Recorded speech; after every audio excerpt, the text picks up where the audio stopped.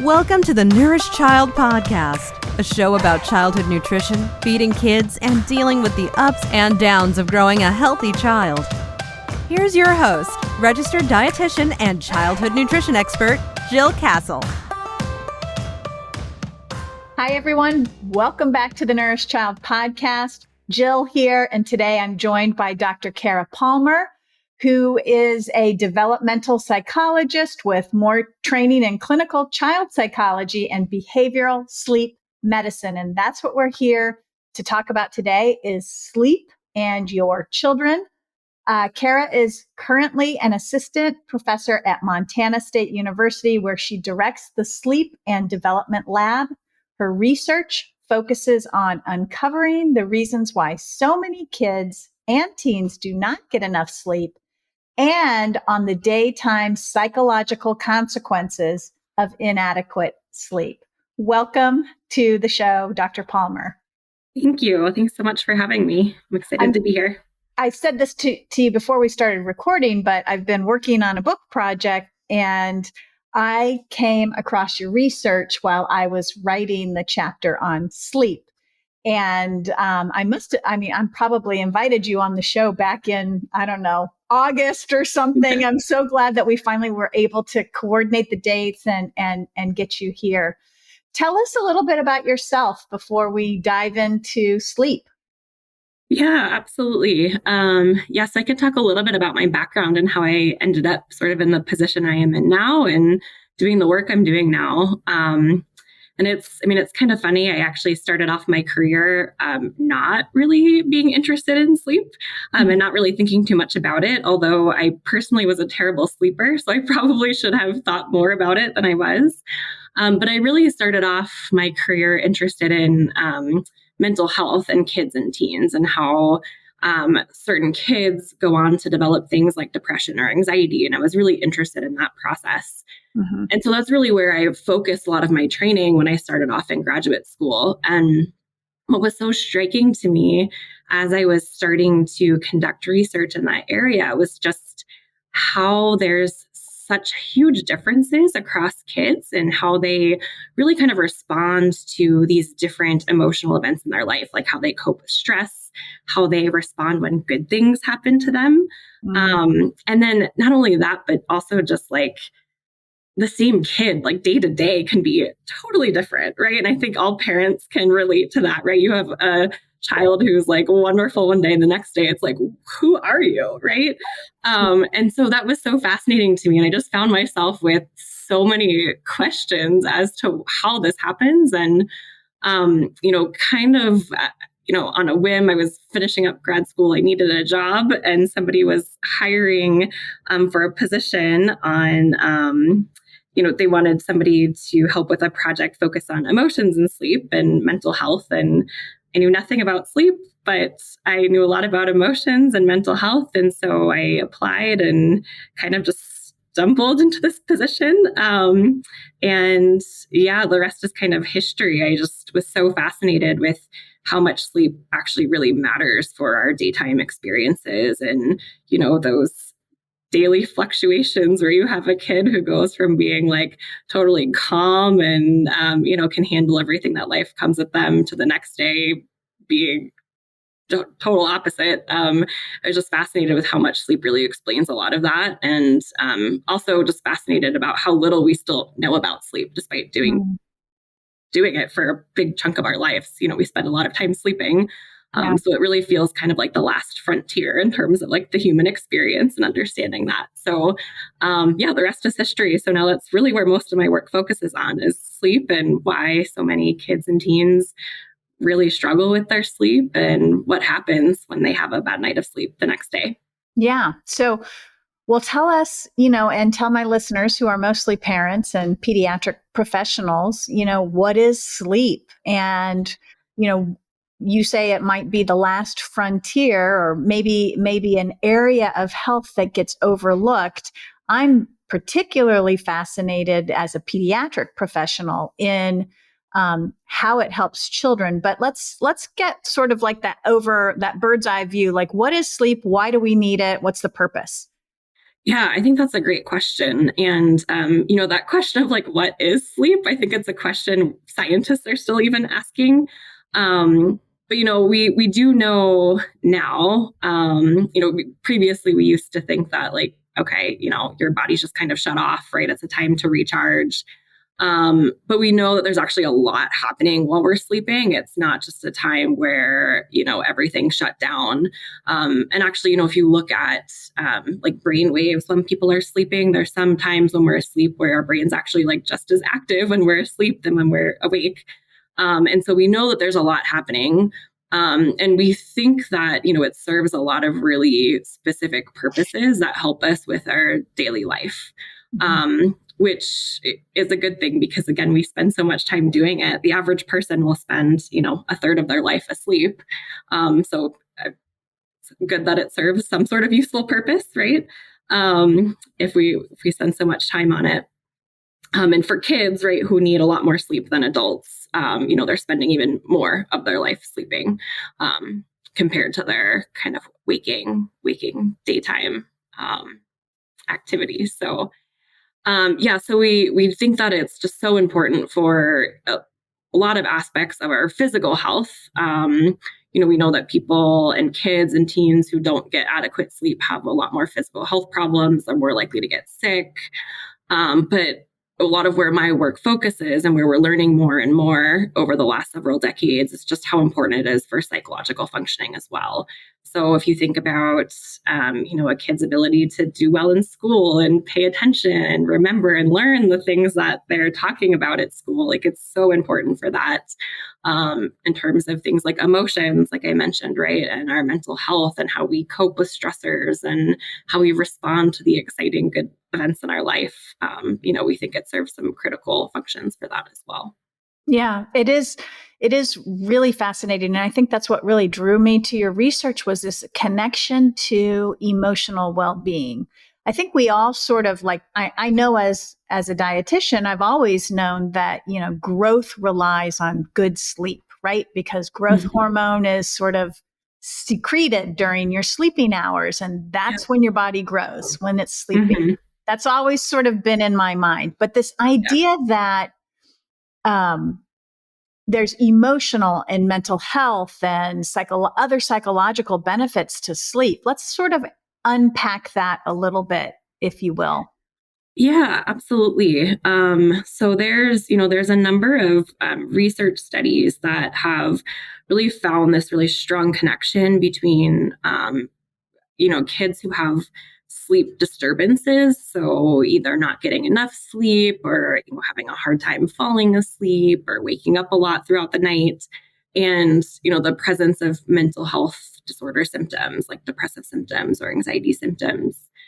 And, it's sort of like a chicken or the egg question, right? Like what comes first, right? So if you are not getting enough sleep, it might make you more likely to experience those depressive or anxiety symptoms the next day.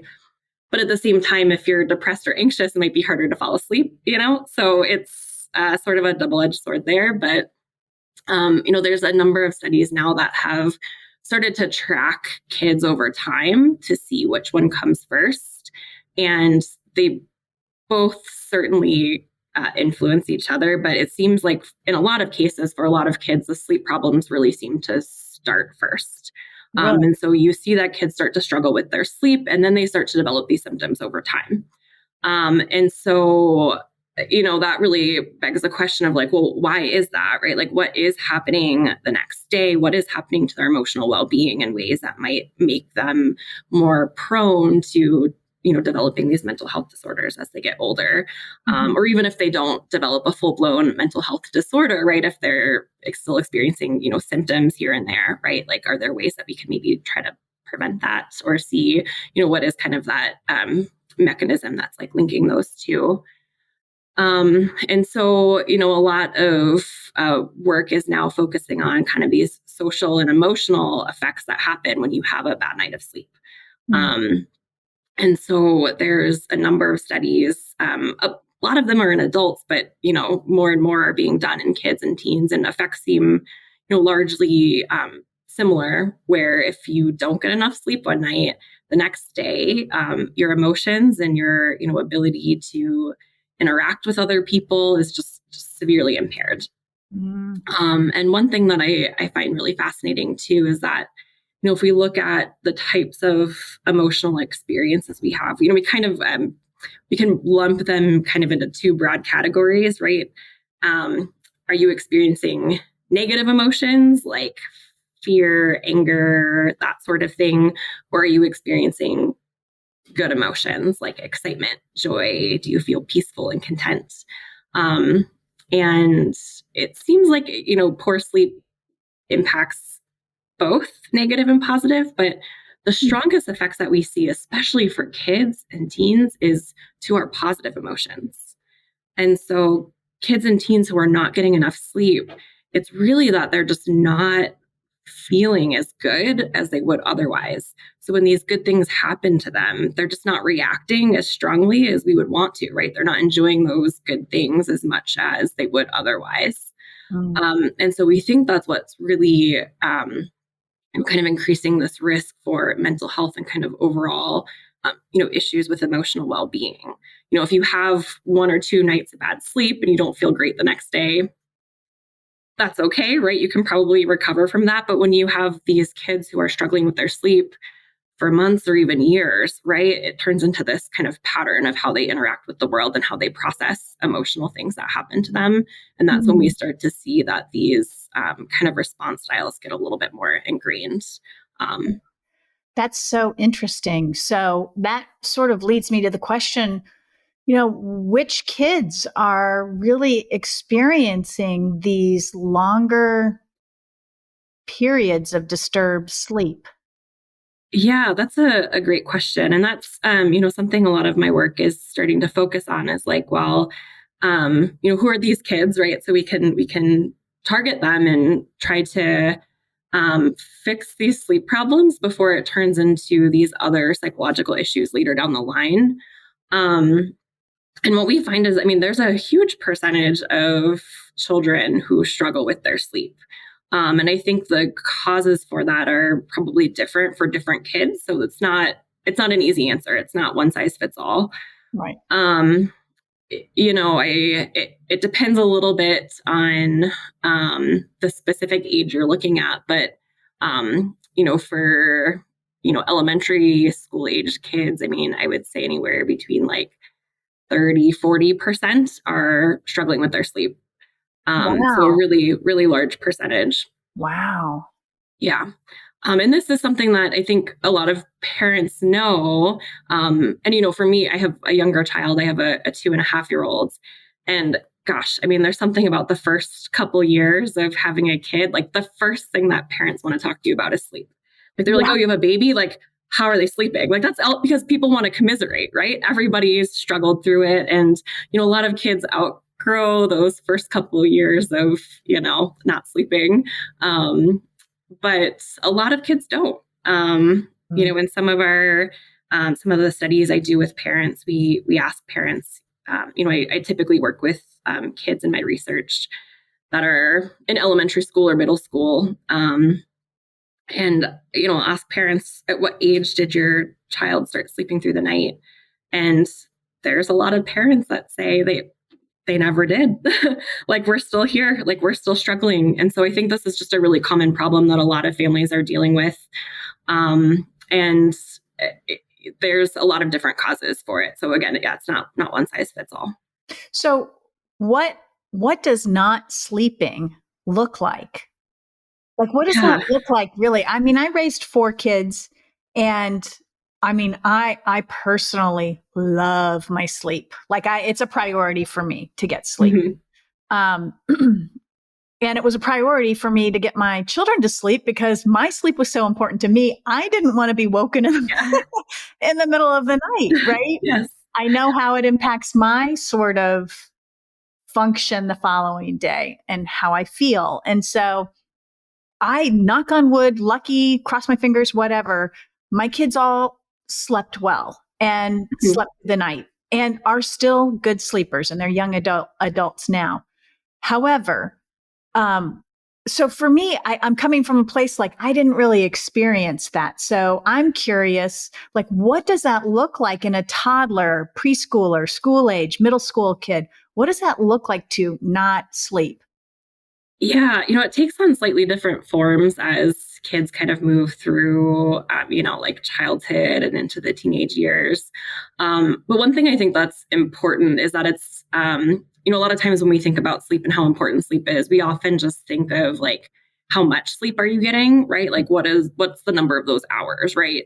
And so that's certainly one piece of sleep, and that's an important piece of sleep. You want to make sure that kids are getting enough, and there's established recommendations out there for certain ages how much sleep kids should be getting, but there's also more to it than that too. So if you have a kid who's getting the recommended number of hours of sleep, but they're taking 30 minutes 45 minutes to fall asleep every night, that could be a sign of them going on to develop something like insomnia, where they sort of develop these patterns over time where they just get used to being awake in bed, and that can lead to further sleep problems as they get older.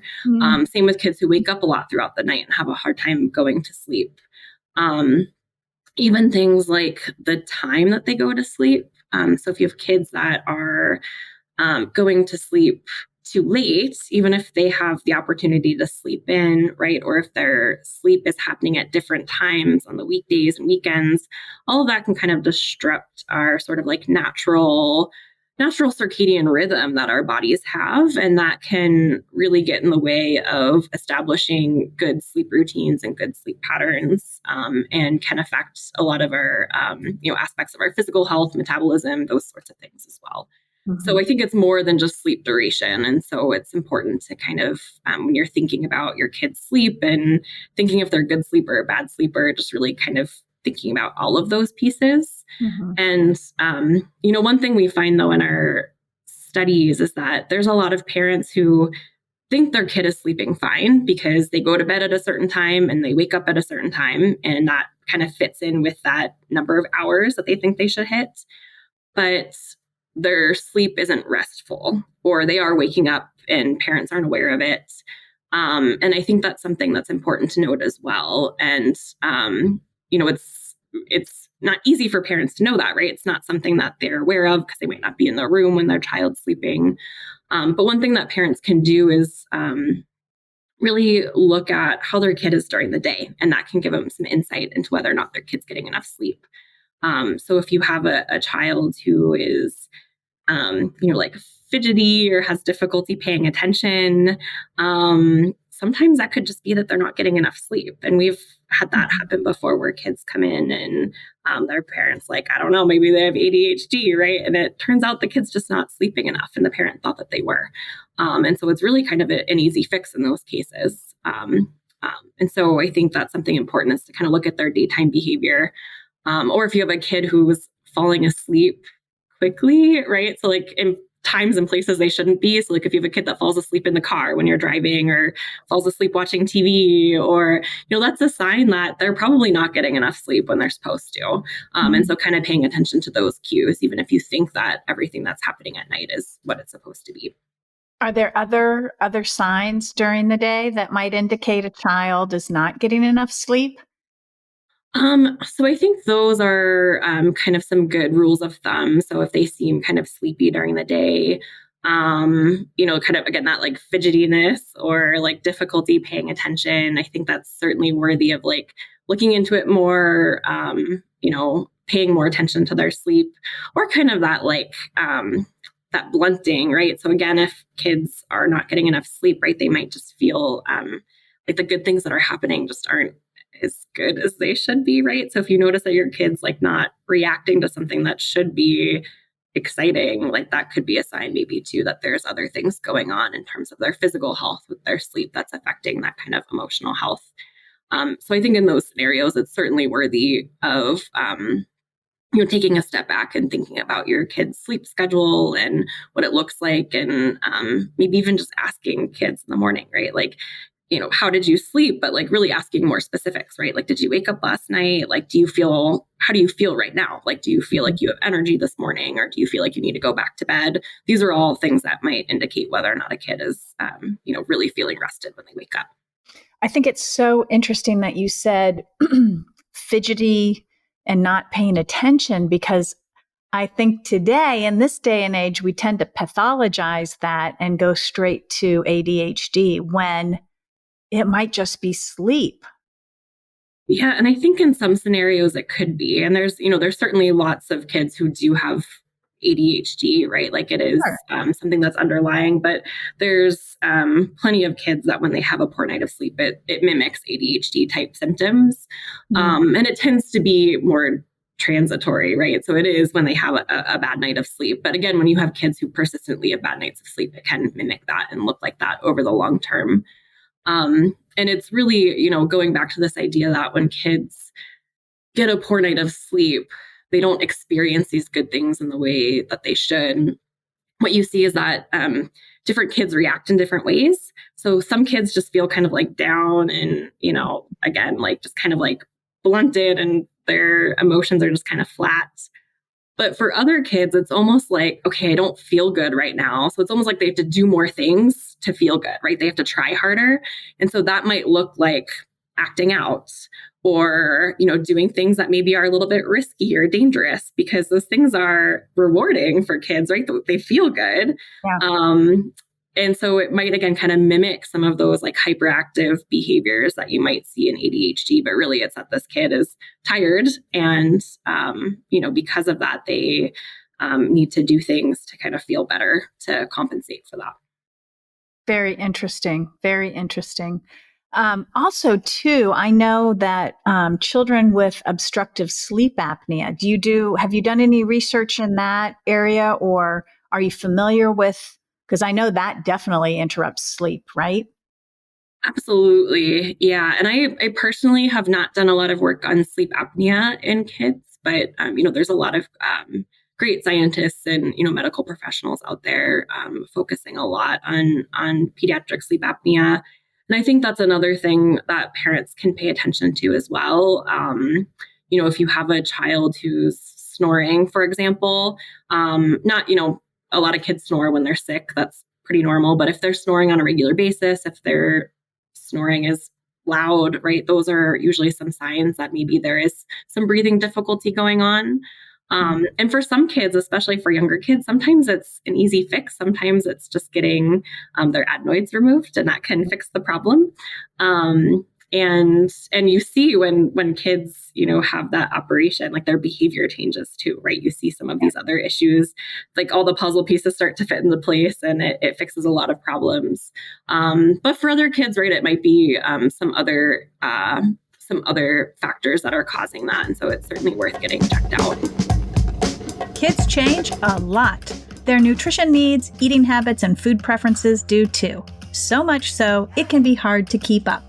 The Nourished Child, a website designed for parents who want more nutrition education, helps parents like you get crystal clear on raising good eaters. We've cracked the code on nourishing the whole child, whether you're raising a baby, a teen, or a child with health concerns.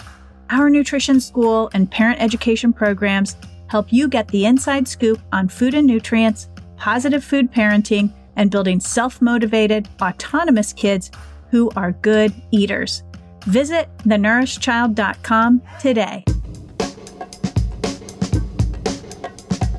You're reminding me of an old boy I worked with long time ago who had actually very picky eating, and he had tonsils and adenoids. That child looked so tired all the time to me, and had his tonsils and adenoids removed. And it literally was like he was another kid, energetic, bubbly, not picky anymore because he couldn't swallow, and all of this other stuff was going on too. And clearly wasn't sleeping well, I don't think at all. So it really can sort of, I guess, seep into lots of different areas. And being tired isn't the only symptom of inadequate sleep. Yeah, absolutely. And I think, that's so fascinating to hear that there was like this total behavior change and like a totally different kid, because I've heard that from parents once they get sleep issues figured out. It's like, wow, all these other problems we were having like are gone, right? It just Yeah. fixes everything else. And that's best case scenario. That's not always the case for everybody, but it does happen time and time again. And so I Yeah. think it is really important. And for something like sleep apnea too, it's just another kind of example of how your kid might be going to bed at the right times and waking up at the right times, and you think they're getting enough sleep. But if they have underlying medical issues like sleep apnea, that sleep is probably not restful, and it's probably not serving the purpose that it needs to serve. Yeah. What, for children, aside from kids who um, might have sleep apnea, what are some of the other reasons why children are having such a hard time getting enough quality sleep? So, it is really kind of a mix. I think for some kids, it is these sort of underlying possibly underlying sleep disorders going on. So, sleep apnea. You see kids with like restless leg syndrome too, which again sometimes is an easy fix. Sometimes it's a iron deficiency, Yes. and so it's an easy vitamin, right? You add it in, and the problem solved. Not always, but in some scenarios, it can be.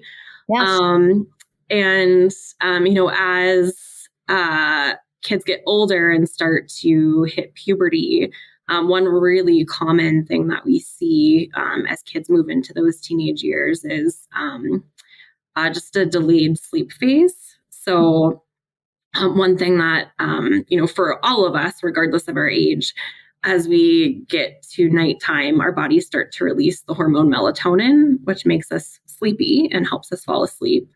And for teenagers, just kind of naturally, that starts to become delayed by a couple hours. So teens just go to sleep later, just biologically, they can't help it. So if, there's any parents of teens listening, like it's totally normal. It's, not just that your kid is the one that wants to stay up late. But what we see is that about 10% of teens, it's very, very delayed. And so what happens is, a lot of schools start so early. And so you have these kids that are staying up late because they biologically cannot help it. And then they have to wake up really early for school. And so that's a big contributor as kids get older as well. Yeah. Yeah. And so I think, that's part of it. Again, is just these maybe underlying sleep disorders that are maybe more biologically based. But there are a lot of sleep problems that I think of as being more psychological and behavioral. So like insomnia, for example, there's a lot of kids that struggle with insomnia-like symptoms. So they have a hard And time just falling asleep. could you define, Cara, what insomnia is in case listeners aren't Yeah. familiar with that term? Absolutely. Yeah. So insomnia, typically what we look for is difficulty falling asleep or difficulty staying asleep, or, waking up too early in the morning and you can't get back to sleep. Mhm. For some younger kids, though, this kind of takes on a different form. And this is when kids do things to delay bedtime. So they might ask for one more snack, and then another snack, and then another snack. Yeah. Or, another kiss or another drink of water, right? It's like all of these like curtain calls that they keep asking for. And this is kind of like these, it's kind of like the gateway to insomnia, I would say, right? So it's like ways that they're delaying bedtime that might look a little bit different than when we struggle with falling asleep as adults. Mhm. And so those are typically some of the signs that we look for in kids. And we see that those types of behaviors can be fairly common. Yeah. And so I think for a lot of kids, those might persist if that doesn't get, I don't want to say corrected because it's easier said than done for a lot of parents. But, if those kind of behaviors and delaying bedtime do continue, like they will persist over time. And if not, get worse over time. Mm. So sleep does probably a whole bunch of things for physical health. We're not going to necessarily talk about that today because your research really focuses on mental health and emotional well-being. So tell us how sleep creates good mental health and good positive emotional well-being. What is it about sleep? Yeah, I think we're still trying to figure out why it matters, but we know it does. So, we know that when you have good quality sleep, it really just sets you up to experience the next day in the best way possible, right? So it allows you to cope with stressors as they come. It allows you to experience good, exciting events in positive ways, right? You can react to those things and feel good about those things as they happen. And in terms of, our social interactions too, which are so important for our well-being and so important for kids, especially as, friends are so important for kids and their well-being. If you are sleeping well, it allows you to, be motivated to interact with your friends and reach out to them to see if they want to do stuff and enjoy your time with them, right? As opposed to if you have a bad night of sleep. And we all can relate to this on a personal level. If you had a bad night of sleep, you just don't feel like doing anything, right? You're not going to want to talk to people. Little things that wouldn't usually irritate you might irritate you, right? And so, for kids, especially where they're still learning how to regulate and control their emotions, it's even harder for them, right? If they also don't have good sleep kind of facilitating those skills.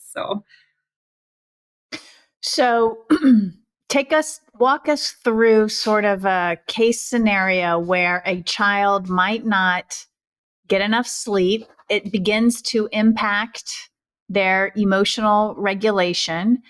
And then what happens? How does that sort of lead into potential mental health disturbances?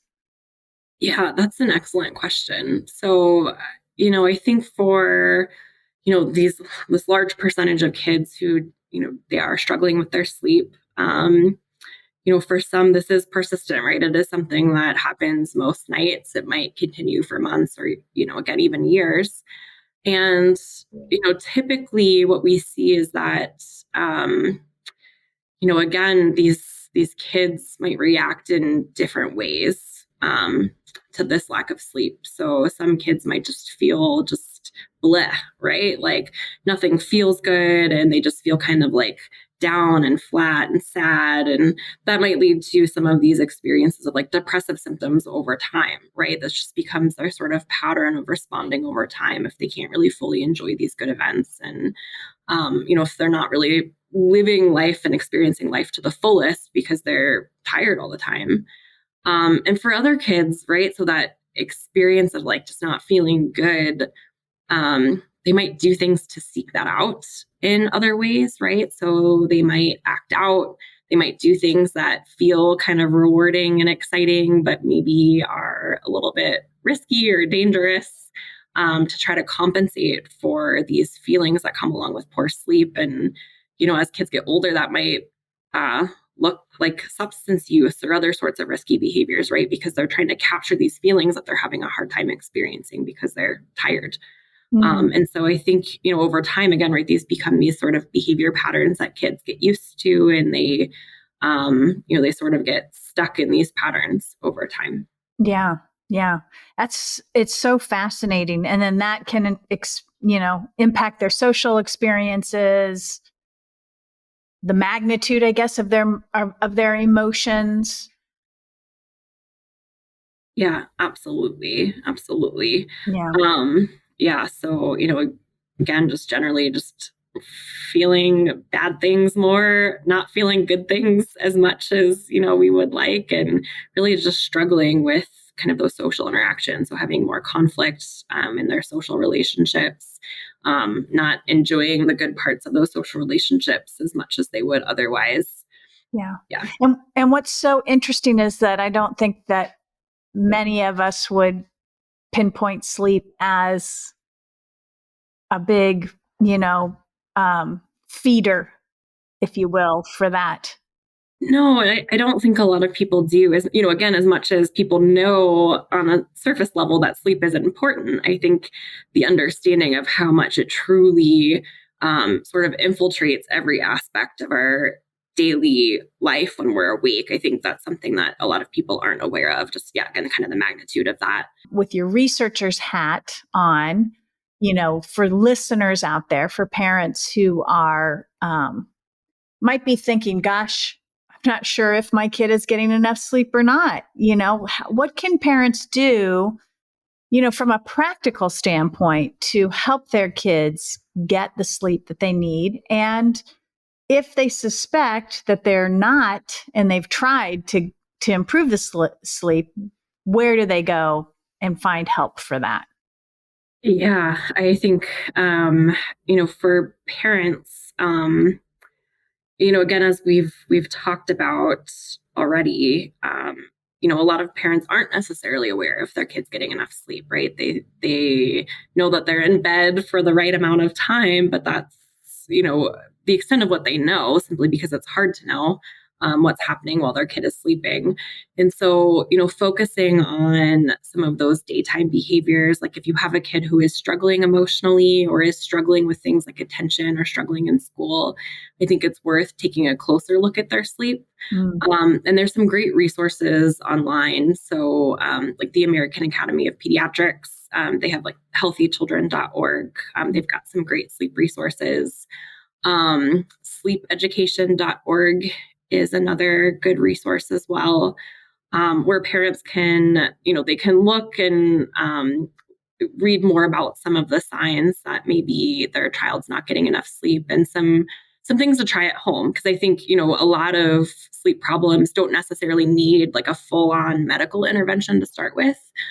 So it might be something as simple as coming up with a good bedtime routine, or just coming up with a consistent sleep schedule, right? So not letting your kids stay up too late on the weekends, having them go to bed at the same time. So there's some easy things that parents can try at home first to see if that helps. And at that point, if it doesn't, I would then recommend maybe talking to your pediatrician or, their healthcare provider, and just say, hey, I don't think my kid's getting enough sleep. Like, they don't seem to be rested during the day. What can we do? And just seeing their recommendations, right? And maybe that's a referral to get a sleep study, or maybe it's just asking more questions to see if there's other underlying sleep disorders going on. But I think that's an important next step if, the things you're trying at home aren't working.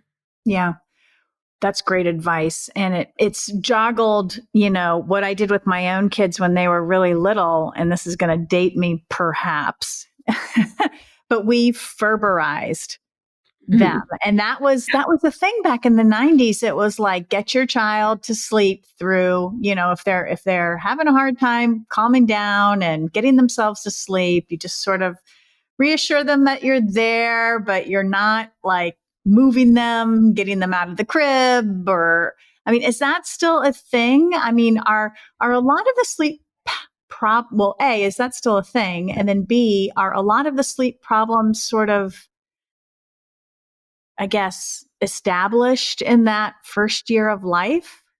Yeah, that's such a wonderful question. I'm really glad you asked about that. So Ferberizing and sleep training, obviously very controversial, and you will meet people who have very strong opinions one way or the other. And I'm actually a big proponent of sleep training. I think it can be wonderful. I think the solution to good sleep is different for different kids. There are some kids that sleep training might not be as effective for them, or they might need to try stronger methods, and some parents might not be okay with that for their own personal reasons, and that's totally fine. Yeah. But I think for the vast majority of kids, sleep training can work, and it can be very effective.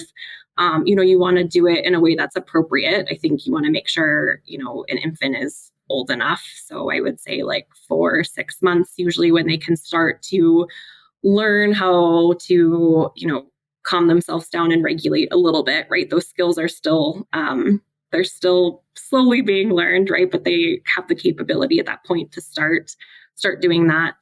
And I think, Ferber, where you start with really small intervals, can be really helpful, because you're not just leaving a baby just to cry for hours, right? Where they don't have the skills to manage that. So you're kind of teaching those skills gradually, and you gradually kind of remove, the amount of time that you come in to pat them on the stomach, or whatever approach that you use, right? To comfort them and let them know that you're there.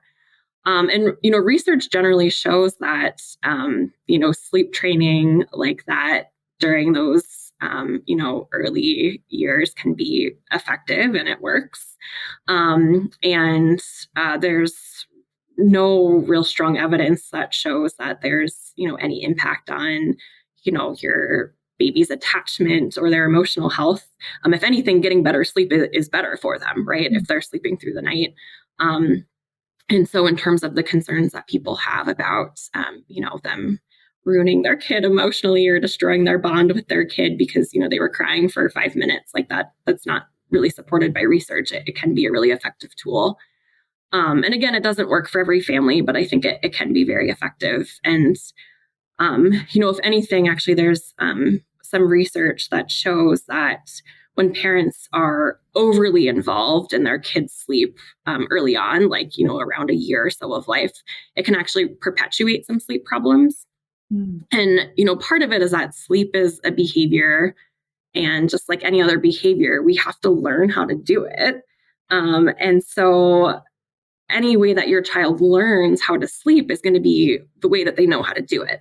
So if your child knows that, when they're being rocked, that's how they fall asleep, or if they're being fed, that's how they fall asleep, they're going to have a hard time falling asleep in any other way because they don't know how to do it without those kind of crutches or supports. So you end up with these parents who, the only way their kid will fall asleep is if they rock them to sleep. And I totally get it, because when you're a sleep-deprived parent of a young kid, you do what works, right? But what happens is over time, then your kid is like, well, I can only fall asleep if you're rocking me. So I hope you're willing to do that every night and every time I wake up. And, early on, maybe that's fine. But as you, move to the older years, it gets tricky. And that's when you end up with kids who just don't know how to fall asleep on their own.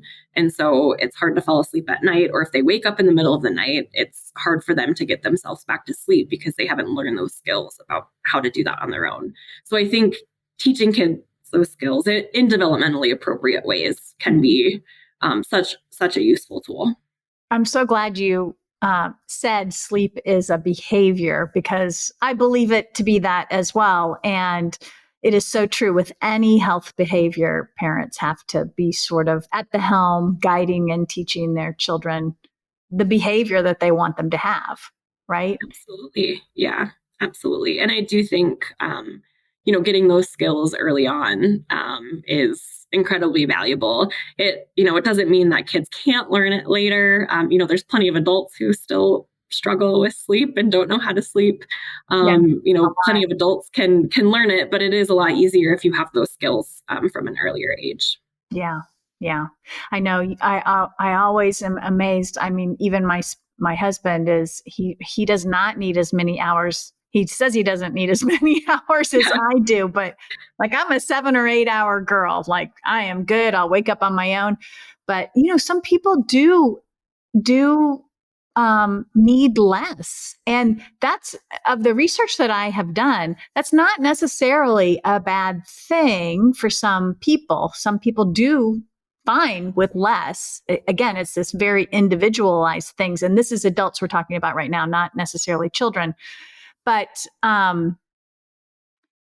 it makes it such a interesting sort of habit and health behavior, because it really does need to be individualized based on the person. We have these guidelines that we use for everything, for food, for nutrition, for sleep, for activity. But in a lot of ways, there's so much nuance that we have to also be curious about what individuals need.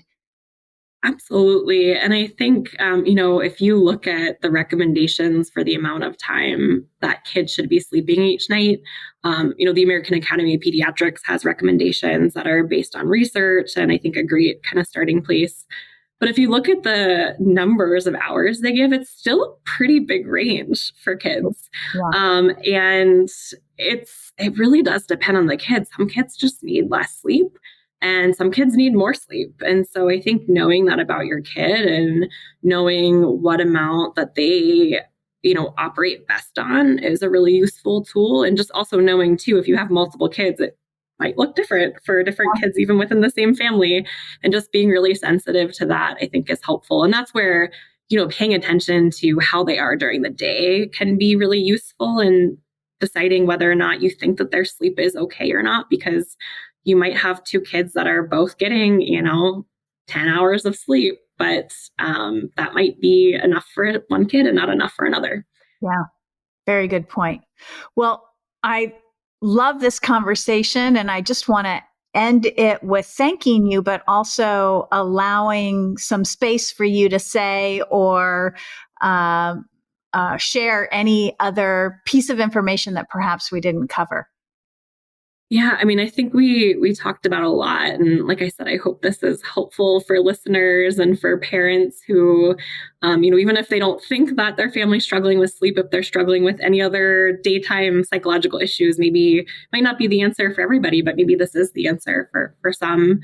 I think kind of like one take home point is just, making sleep a priority within, your family. So just making sure that you are paying attention to that, even if you think that everything is okay. And also just being really proactive if you think that there is something going on with your child's sleep. There's studies out there showing that, for example, we just finished a study where we did surveys with teenagers across the entire state of Montana. And we found that almost half of them had never had a single health professional in their entire life ever ask them about their sleep. Wow. And it's such an important health behavior. Like you talk about it as this like pillar of wellness, right? Like it's so critical to our health. And, there's probably different reasons why it's not being asked about, but, some health providers will say like, I don't know what to tell people if they have sleep problems, right? Like I don't have an answer for them. And it happens so often, right? That it's a topic that maybe just doesn't get touched on because it opens this whole can of worms. Right. So I would just really encourage parents to be really proactive and, pay attention to it on their own and try what they can. And then if it's not working, like ask your pediatrician about it, ask your healthcare provider about it, and see if there's some additional resources that you can obtain that could help. Awesome. Wonderful advice. And I thank you so much for sharing your wisdom and your research about children and sleep and emotional and mental health problems. I'm sure it's helping a lot of families out there. So thank you for being part of the podcast. Wonderful. Thank you so much for inviting me and for having me.